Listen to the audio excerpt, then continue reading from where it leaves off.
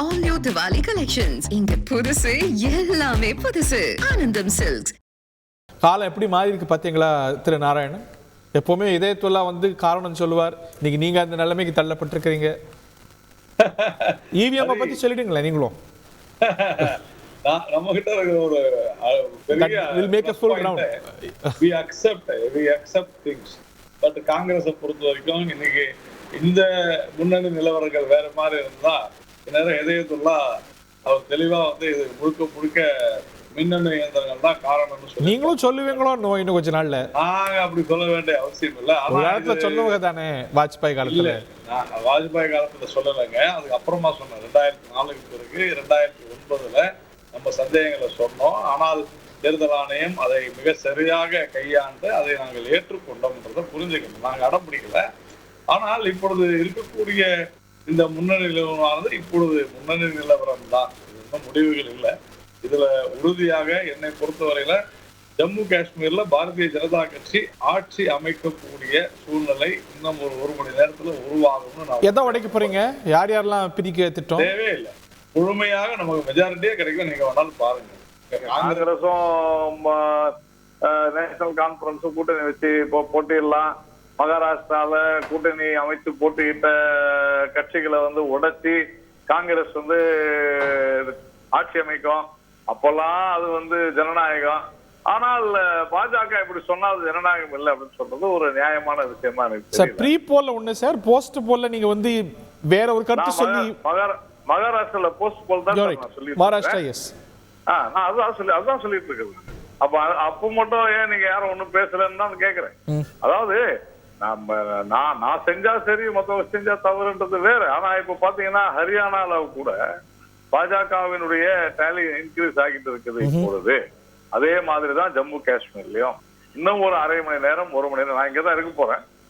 சென்றால் நம்ம தெளிவா தெரிஞ்சு அதுக்கு முன்னால நான் வேற எந்த விதமான ஒரு கமெண்ட்டையும் நான் கொடுக்க விரும்பல. ஏனென்று சொன்னால் கடந்த 10 நிமிடங்கள்ல சுமத்து பேசிக்கிட்டு இருந்ததுல இருந்து தற்பொழுது வரை இங்க டேலி இன்க்ரீஸ் ஆகிட்டு இருக்கு அப்படிங்கறதுதான். இவிஎம் வேலை செய்ய ஆரம்பிச்சிருச்சோ? எது சார் என்ன சொல்றீங்க? இவிஎம் வேலை செய்ய ஆரம்பிச்சிருச்சோ, வேலையை காட்ட ஆரம்பிச்சிருச்சோ? அது இதயத்துல்லாதான் சொல்லலாம். அவர்கிட்ட கேட்போம். நான் ஸ்டே ஆன்லைன் உங்கள்கிட்ட மீண்டும் வரேன். தெரியுது இதயத்துல்லா நம்ம ஒரு அரை மணி நேரத்துக்கு முன்னாடி இந்த ட்ரெண்ட்ஸ் இல்லை. அஃப்கோர்ஸ் இது எப்படி வேணாலும் மாறலாம். நம்ம இன்னும் பொறுத்திருந்து பார்க்கணும். ஜம்மு அண்ட் காஷ்மீர் எடுத்துக்கொண்டா பிஜேபி தான் அங்கே தனிப்பெரும் கட்சியா இருக்கு.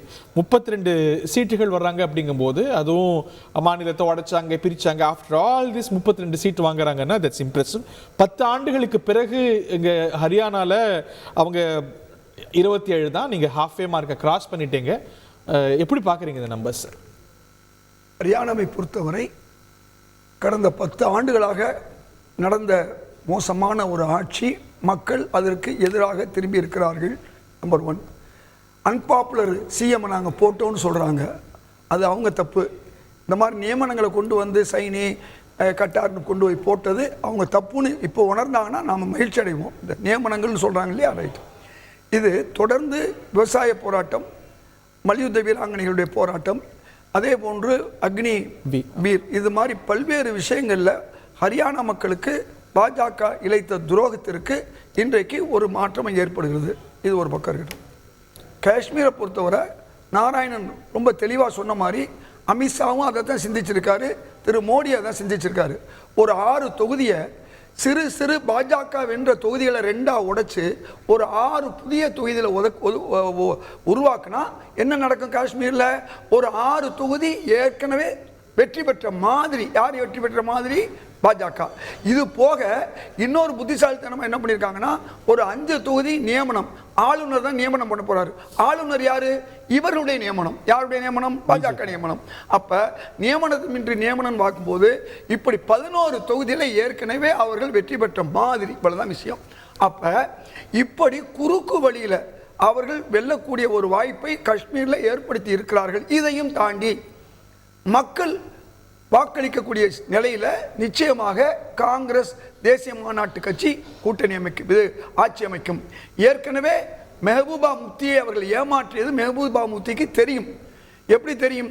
அவரை 28 இடம் திருப்பி ஏமாற மாட்டார்கள் என்பது ஒரு பழமொழி இருக்கு. ஒரு நம்பிக்கையாளன் 2வது முறை பாம்பு புத்துக்குள் கைவிட மாட்டான். அப்படின்னா நம்பிக்கையாளன் 2வது முறை பாம்பு புத்துக்கள், ஒரு முறை கைவிட்டு அடி வாங்கிட்டான், 2வது முறை செய்ய மாட்டான்னு ஒரு நபிமொழின்னு சொல்லுவாங்க. அதனால மெஹபூபா முஃப்தி நிச்சயமாக பாஜக விமர்சனம் வைக்கிறாருன்னா உமர் அப்துல்லா எத்தனை முறை பாம்பு புத்துல கை நான் சொல்றேன். இதே மெஹபூபா முஃப்தி அவர்கள் தொடர்ந்து எதிர்க்கிறது எது? 370 விஷயம். இந்த ஜம்மு காஷ்மீரை ஒரு மிகப்பெரிய மாநிலத்தை யூனியன் டெரிட்டரிஸ் கொண்டு வந்து மிக மோசமான ஒரு நிலைமையை இந்தியாவில் ஜனநாயக விரோத நிலைமையை பாஜக ஏற்படுத்தியிருக்கிறது. அதனுடைய பதிலடி தான் இன்னைக்கு காஷ்மீர் வேலி முழுமையாக அவர்களுக்கு ஒரு எதிர்ப்பு சூழ்நிலை ஏற்பட்டிருக்கிறது. அவர்களால் வேட்பாளர்கள் நிறுத்த முடியாத ஒரு சூழல் ஏற்பட்டிருக்கிறது.